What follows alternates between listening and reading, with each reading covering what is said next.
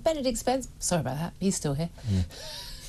Such is life. With his tash. Yeah, well. I do go on, I realise. Anyway, Benedict Spence here, we are delighted to have you here as well. And we're asking your thoughts on a lot of the big stories that we are talking about today. Coming up in this hour, we are going to be talking more about Vladimir Putin's foreign minister warning the US that Russia will react accordingly after Ukraine fired US-made missiles into Russia yesterday. Talk of a possible nuclear threat, talk of further escalation. This, of course, as the US embassy has actually been closed in Kyiv on a temporary basis, and landmines from the US are allowed to be used now by Ukraine to prevent the approach of Russian forces. I don't know, everyone's getting in it is about that. I'm thinking, if you keep a map of where you put them, then they can take out the Russian forces and then you can remove the ones after, hopefully, Russians have gone.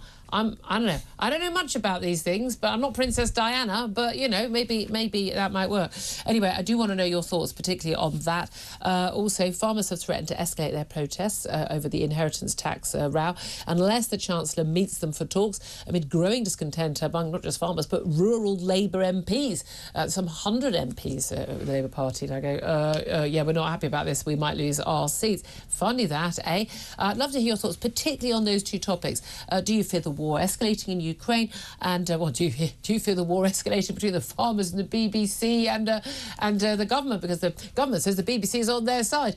Jeremy Clarkson, representing the farmers, kind of went to war with Victoria Derbyshire at the BBC yesterday as well. Typical BBC, he said, which it was, but nevertheless, I'd love to hear your thoughts on all of that. Give us a call, 0344 499 1000. Text the word TALK to 87222. Get in touch. Post us a message on X at Talk TV.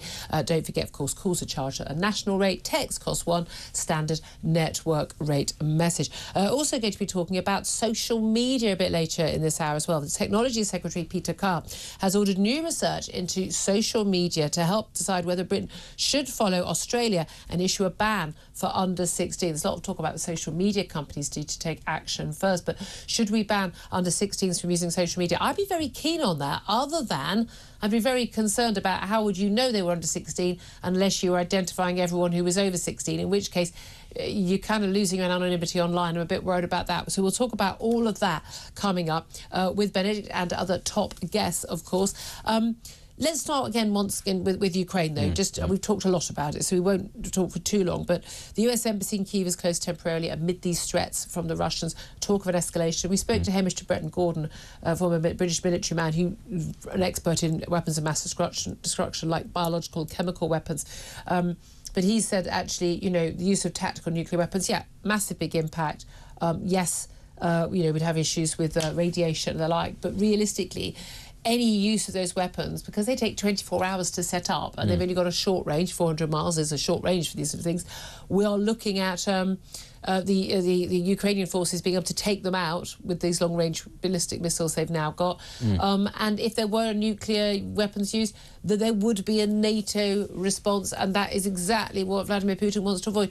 Do you think that that is the most likely outcome? I don't think Russia is going to use nuclear weapons, not right now. And it's not just that there would be a NATO response. I do think a lot of other countries that are ostensibly allied with Russia would say, actually, this is not acceptable to us and we're not going to continue to do business because it damages or weakens our own security. And I think that that's very important, that, you know, that there's a lot of major powers that have nuclear weapons, but there are lots of other countries in breakaway regions or countries that fear for their own security that would very quickly begin the process of trying to acquire these things if suddenly the use of nuclear weapons was on the table. It's a taboo that has existed since 45. I don't think that Russia would be thanked by China for getting that off the table. But, you know, Iran has developed them. Everyone knows that Israel probably got them. We've got... can neither confirm nor deny the existence of the Pakistan, Samsung India. I mean, come on, lots of countries. Well, that's the thing. I mean, you said earlier Korea. on, it's difficult to get a hold of them. Pakistan has them. It's not that difficult to get a hold of them. That's a country that still thinks that jinns operate aeroplanes. We've got to be honest here. Okay. Actually, it is possible to get a hold of these things. The Iranians only don't have them because they understand the second that they have them, they will be bombed by the Israelis. It's the threat as much as anything. Well, no, Israel has taken... they would be bombed on a much bigger scale, and they will not confirm. Israel has taken out Iranian nuclear facilities in previous cases. Talking of nuclear escalation, the budget. didn't go down well with many people. I mean, we've got, goodness knows, hospitality, retailers this week, letter from pretty much every store on the high street you've ever heard of, saying, and Amazon. I mean, I don't really care what Amazon think about anything because, you know, they're just, I mean, different kind of a business model. Yeah. They're making enough money. But it's basically saying we're going to have to sort of close stores, we're going to get jobs, people are going to have pay, you know, not going to be able to see pay rises, things are going to get really, really tough because of the budget. We've now seen, you know, winter fuel payments.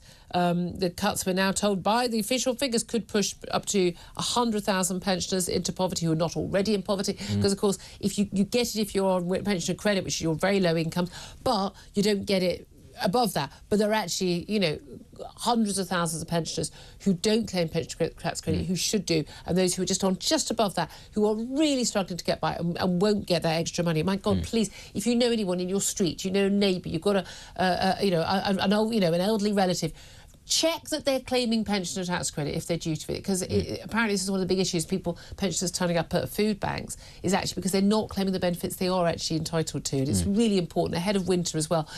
You maybe take them to Citizens Advice, get them to help them fill out the forms and get them the help they need. But they've upset all of those people, all those rows. I wonder if it's the inheritance tax on family farms that is going to end up being one of the biggest issues. Remember those fuel duty protests that we had sort of on our motorways, outside fuel depots, people queuing for, I mean, hours and hours and hours and hours, sometimes even days, to get fuel. This is back under Blair's years. Yeah. Farmers have the ability in this country to deliver a sort of a level of protest which we didn't see yesterday. You know, 15,000 or so farmers there, only a couple of tractors. This was the first testing of the ground. They've got a lot of public support. Yep. No one can agree on how many farmers and which farmers are going to be impacted. Again, that's astonishing to me. Surely this should be down to the last 10. Yeah. How does the Treasury not know? How do they know how much money they're going to raise if they don't know how many farmers are going to be affected? Yeah. Why can no one agree? Almost like they're not being honest, isn't it? Battles between Jeremy Clarkson and Victoria Derbyshire at the BBC. I mean, this has the feel to me of something that could escalate. It could, and I mean, as you say, the farmers have the resources to do lots of things, and you know, even the sort of the solution to farmers, I don't know, you know, blocking roads and all that sort of thing. If you try to sort of circumvent them, it doesn't really work. Is the problem, and they are too numerous, and they're across the country. And also, if they're doing it with a tractor, they're not technically breaking the law in the same way as, for example, Just Stop Oil are when they sit in the middle of a motorway. That's it's not the same. And at I do think it's important they stay on this side of the law. That's really important. It doesn't appear that they are breaking the law, and lots of people are trying to say, "Oh, well, you were fine. You know, you're fine when it's farmers, but not when it's Just Stop Oil." Well, no, because let's be clear, those environmentalists do break the law regularly, egregiously, and they think it's unfair that they have to follow. They're saving the planet, Benedict. The farmers, on the other hand, are feeding people and are not breaking the law, but somehow they should be treated the same. They could cause an awful lot of damage. And it's one of those things where, look, people are not stupid. They understand where food comes from, unless apparently you live in London and you work for certain sections of the British press, in which case, you know, we don't need British farmers. No, of course not. You know, at a time of global instability, we can just import it from, I don't know, Ukraine. But again, oh, wait, no, more than half of the food that we eat comes from Britain. Yeah, although that should be higher. It should be higher. And actually, this is one of the things about globalisation. During the good times, it's a wonderful thing. But when there's instability, it's a really, really bad thing. As we discovered. We discovered this during both of the world wars. And it turns and we out discovered in lockdown and in during the Ukraine war as well. And the problem is, of course, that as other things happen around the world, there is increased competition, not just for the food, but for the fertilisers and everything else. And we saw that, particularly with the invasion of Ukraine. And again, the loss of the wheat, the sunflower oil and the fertiliser. Again, who knew that Ukraine basically supplied all of the fertiliser that helps grow food around most of Europe? Yeah, well, not even just most of Europe. Egypt can't afford to feed it. It physically can't produce enough food. This isn't like the UK where we could. It physically can't. Ethiopia can't. Pakistan can't. All of these countries with hundreds of millions of people, and the only countries that are still growing in terms of population, can't feed their populations. That's where that grain goes. Not actually here, but it affects the prices here. So if you then have a situation where farming yields go down, where farms are going out of business, that is going to massively upset the price of things. And even if you do try to outsource it and import it from overseas, massively it'll increase the prices. And the key thing here is, you know, the government is saying, look, only affects the wealthiest farms. You own £1 million worth of land. £1 million worth of land is actually a really average small holding now. But it's like when people talk about, oh, you know, Daily Mail always does this. Oh, someone who's been killed or a celebrity. It's always those two groups. You know, they're in their £1 million mansion. £1 million, it doesn't buy a mansion in large parts of the southeast of England. People are mortgaging themselves to the hill, absolutely, really struggling to pay the mortgages because prices are so insane in the south of the country. Farming land also, again, insanely priced in a lot of ways. But this is the thing. This touches into the inheritance tax generally for people, a tax that actually hits a very small minority of people at all, and also a very small minority of people every year, because, of course, most people don't lose a parent every year. Most people don't die. Most people don't die. No, and I'm just saying, but it does actually. And yet, something that people feel very angry about, particularly because, as we know, rich people don't pay inheritance tax because they've got everything in trust. It's all offshore. They have cunning ways to get around it. But this is the thing. The farmers who protested yesterday, yes, they might have some Range Rovers. That's because it's a car that actually functions on the countryside. They've got one for a reason. They've got stuff to range over. But the key thing about this, you talk about family farms handed down through the generation. There is such an easy way of dealing with this tax to make sure you hit the wealthy people who are just playing at being farmers, and actually the people who've been buying farmland so that they can avoid inheritance tax and use this loophole in the inheritance tax laws, and making sure it doesn't hit people whose virtually entire income is from farming, who've been doing it through the generations. And I think you said James May. Yeah, James May. Jeremy Clarkson's colleague suggested this. Actually, why is it that if you're passing the farm down to a family member, why should you pay inheritance tax? If that family member decides they're not going to carry on farming and you decide to sell the farm, or, it has to be passed on because the family have decided to go off in a different direction, which is happening an awful lot, actually. That's the problem, is getting people into farming, getting them to stay into it. At that point, to pay inheritance tax, because then you're breaking the link from the family to the land. But up until that point, they do it not because it makes them fabulously wealthy, but because it's their way of life. It goes back generations, in some cases many centuries.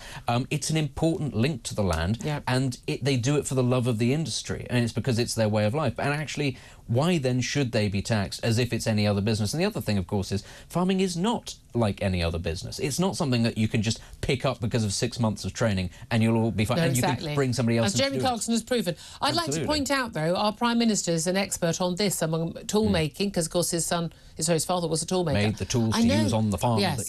No. Keir Starmer said yesterday, my first job was on a farm. I grew up in the countryside. All of my entire family live in countryside. That's why I'm able to... he bought some land for his parents, didn't he, for the horses or something, the way you do. That's why I'm able to say with confidence that the vast majority of farms will be unaffected by inheritance tax. What? How do you make that link? I went to a farm. My first job, expert. So therefore...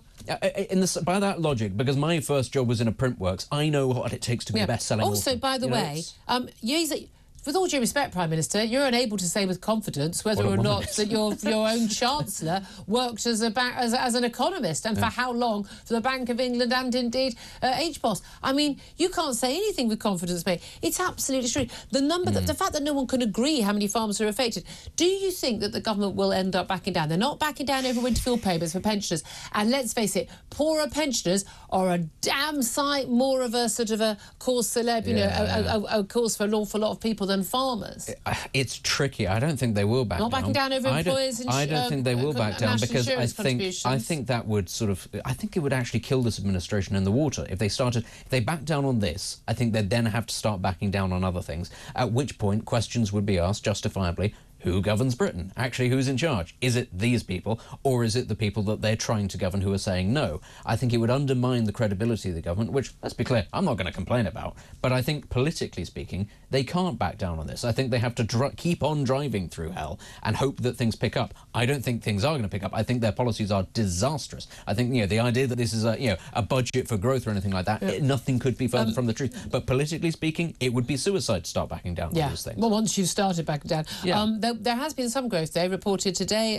7 o'clock this morning, inflation rate for October up from 1.7% in September to 2.3%. It's above the Bank of England target of 2%, above what the expert... I love it. What I love is the experts predict what they think the inflation rate is going to be, and they always get it wrong, always, in one direction or another. I mean, OK, it's only a 0.1%, but nevertheless, that does make a difference over the long term, cumulatively. Inflation going back up. What a surprise. You'd think, those wage rises and things. Well, no, actually, it's down to energy prices. Energy prices push up the prices of everything. thing. But it's okay, Julia, because all of this farmland is going to be used for solar panels. Very good point. It's all No, gonna be you've solved the fine. problem. All gonna You've be solved fine. everything. I don't know why I don't know why we have a show. I'm embarrassed we've even talked about it. I think you should go off air. Just take the afternoon I mean, off. Ed Millerman knows what he's doing. Lots of people would suggest that. Don't encourage them. Can I just talk about online safety? No. I struggle with this, and there's lots of people I've joined forces with on a lot of other major issues, and we're kind of in quite a lot of difference on this one. Peter Kyle, who's the Science and Technology Secretary, he has said he's ordered new research into social media to decide whether or not Britain should follow Australia and issue a ban for under-16s. We do far too much following of Australia and New Zealand on bans, by the way. Peter Kyle said the study would look at the effects of smartphone and social media use on children. He also basically called on the regulator Ofcom, we regulate obviously what we do on air, but also online stuff as well, basically saying they need to look more at regulating social media companies. But the 6-month study is also a multi-year project. The idea is to sort of basically look at children's mental health. Now, you've got an awful lot of people who've lost teenagers, young people, children to suicide, which they blame on social media. The algorithms undoubtedly send a lot of stuff that is really, really questionable to children's from social media. Whether it's the algorithms, whether it's the use of social media at all itself, whether it's, and in my view, this is a lot of this, it's like the amount of time kids spend doing that and what they're not doing instead. Time a kid is spent looking this at their phone is time they're not spent talking to their siblings, their friends, playing sport, talking to their parents. Everyone's sitting looking at their phone is not good for them. This is what I think is actually the problem. It shouldn't, not about banning, children from going on social media or anything like that. That seems like a... Although the rules are 13 for most of them. My daughter wasn't allowed to go on anything till she was 13. And then every account had to be private. Yeah. But this is the thing. What is required is for parents and schools, to a degree, to take a much firmer line on terms of... Schools shouldn't allow anyone to get their phone out at any point during school hours at all. Suspended first time, absolutely expelled second time. End of, job done. My school, you weren't allowed to take your phone in school. You had to leave it at the desk if you needed one. They didn't have mobile phones in my day. You needed permission. You weren't allowed to look at your fax machine. No, you needed permission to have the phone in school because your parents needed to pick you up, because I lived in the countryside and sometimes it's quite complex, but you left it with the receptionist and everybody knew what you had. I was amazed to discover that, with these much more, much improved, much more powerful phones, that they are just, everybody's allowed to have them at lots of different schools. Oh, they help with your maths, apparently. No, they don't. Absolute and they shouldn't be. Nonsense. If there is a ban, it should be parents saying to their children, no, you're not going to have a phone until whatever It's easier for schools also, but if your kid is at school where they allowed their phones during school days, school hours, you need to get them out of that school. That school is a bad school. There are no good schools. And by the way, all the people who run social media and big tech in California, they send their kids to schools where there are no gadgets at all. Their kids aren't allowed on social media. What does that tell you? I think there are a lot of really, really irresponsible, lazy parents who go, off you go. Schools. Why are you allowing your kid to talk to anybody online at any point, who doesn't know them at the end of? But also, even, my daughter, you can use your phone to make an arrangement to all meet up in person.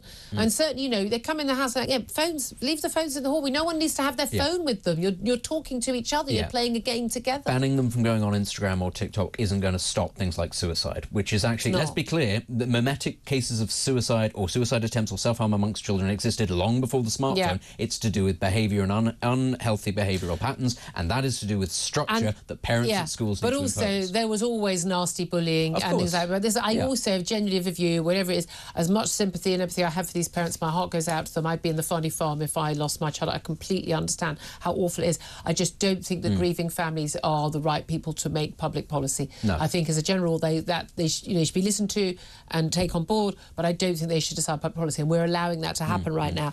But this thing, my big issue with this also is to prove that someone is under 16. You're going to have to basically prove that you have to prove that you're over 16 as well. Pretty much almost an adult at 18. Whether it gets moved to 18 as well or not, who knows? But basically, people are going to have to prove who they are. I think you're into a very slippery slope. Now, 10 years ago, wouldn't have worried about that. Why shouldn't you prove who you are? Now I am. After what happened during lockdown, what happened in Canada, what they did in terms of people's bank accounts, what's been happening with the spying on people like me, journalists, politicians, scientists, for what we were saying perfectly legitimately publicly about lockdowns and masks and vaccines and things. I now do not trust the state on that front, and therefore I would be very, very wary of that. I agree. It's another example potentially of state overreach, and as I say, you can have a much better impact by just trying to give your children a more rounded upbringing. Take them out and talk to them. Yeah. Talk to your kids and play a board game with them. Teach them cards. Yeah, or just a bit of discipline. Say no to the smartphone. Also, put your own phone down. Yeah. No phones at the table. All those this rules. whole thing about parents who give their toddlers tablets. Oh, don't Honestly. even. Oh God, I have a friend who said, really help them learn how to read and to speak. No, it really. My God. You know why those kids talk like this right now? It's because they watch Dora the Explorer to learn how to speak. Oh, by the way, and in the night garden, that shouldn't exist, the BBC or wherever it is makes it, because no child should be watching television at that age. There's some really basic stuff here. Yeah. Talk to your kids, spend time with your kids, put your phones down, and things might work out a bit better. Find out what their interests are. Talk about the game. Talk about the game.